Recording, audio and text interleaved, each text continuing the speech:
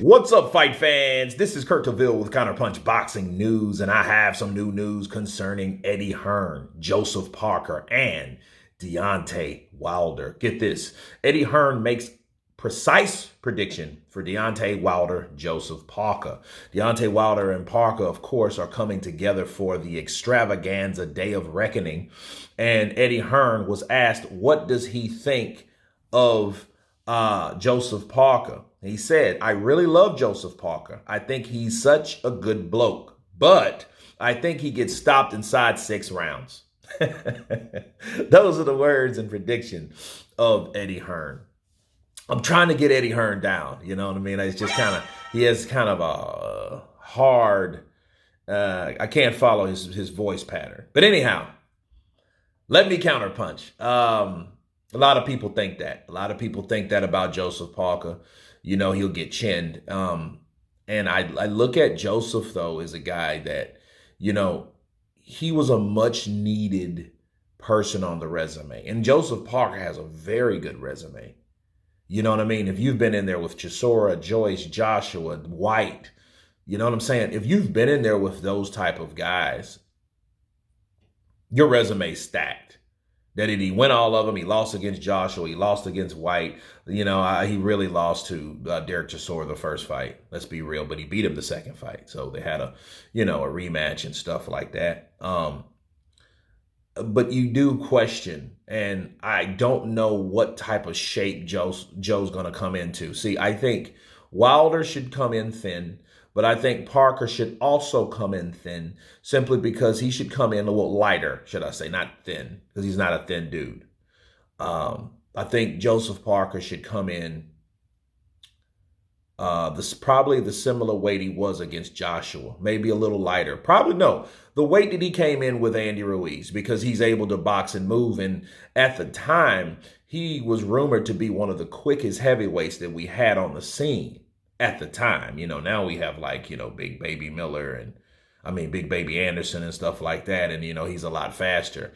Then we got a new bloke that's 300 pounds and throwing, you know, punches like a welterweight, you know. Then you got, of course, Usyk there. So, you know, but back in like 18 when Usyk was still at cruiserweight and Jared Anderson really wasn't around, he was the fastest fighter with the fastest hands. Okay, because he was able to box Andy Ruiz and win a split decision victory, you know, just by boxing and moving, you know. But he did show power as well because he dropped Dillian White and their scrap, right? But a lot of people think that's going to happen because they base Wilder and his power to be just the dominating factor. I just wonder, though, I wonder where Wilder is, because I think it's up to Wilder's chin. Because one thing what people don't understand about Wilder, yeah, he has the desire, sure, but he doesn't have the chin, I don't think. I could be wrong, but understand the fights beforehand, the fights even before the Fury fight, even the first Fury fight, he had the ability to take shots, because his defense wasn't up to par. So obviously you had to be able to take shots, okay? You had to be durable enough to take certain blows that he took, like by Luis Ortiz, 1 and 2, by Tyson Fury. And I think Tyson Fury hurt him in the 9th and the 12th round, to be fair, when he got off the canvas. You know what I mean? He took shots from Tyson Fury. He just didn't give credit to Tyson Fury for hurting him. Because, of course, that would go against the narrative that Tyson Fury couldn't punch. He's a pillow puncher, right? Which that was the narrative going around, that Tyson can't punch. Tyson can't punch. He's just, you know, he's just a big floating teddy bear. Okay, so now, though, since we know Tyson can punch and what Tyson did to Wilder, I don't think Wilder, you know, maybe, hopefully, you know, this new facade that he puts on, that he's happy about everything. Obviously, that's bullshit, because you don't say a certain, or you don't act a certain way in public in a press conference and then later on have another interview saying what you could have said in the press conference. So that may have something to do with the mentality of how he still feels about what happened to him, you know, or allegedly what happened to him with Tyson Fury. But what we found out in the third fight, that those punches were still hurting him. He could still be hurt regardless of what he thought was in Tyson's gloves. So based on that, knowing that Tyson Fury and Joseph Parker have a close-knit relationship, it does get you to think like, well, for one, does Tyson Fury really teach Joseph Parker how to beat Wilder? And I know he's already talked to Wilder, and I know he shared tips with Joseph Parker to beat Wilder.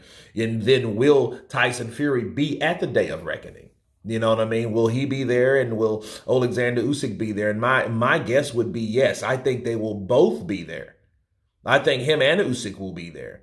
You know, because just like Tyson Fury was there for the Joe Joyce Parker fight, in which that was a big fight because Joseph Parker was up against, at the time, an undefeated, indestructible bloke of Joe Joyce. So, and then he was showing, you know, his gratitude and support, you know, towards Parker.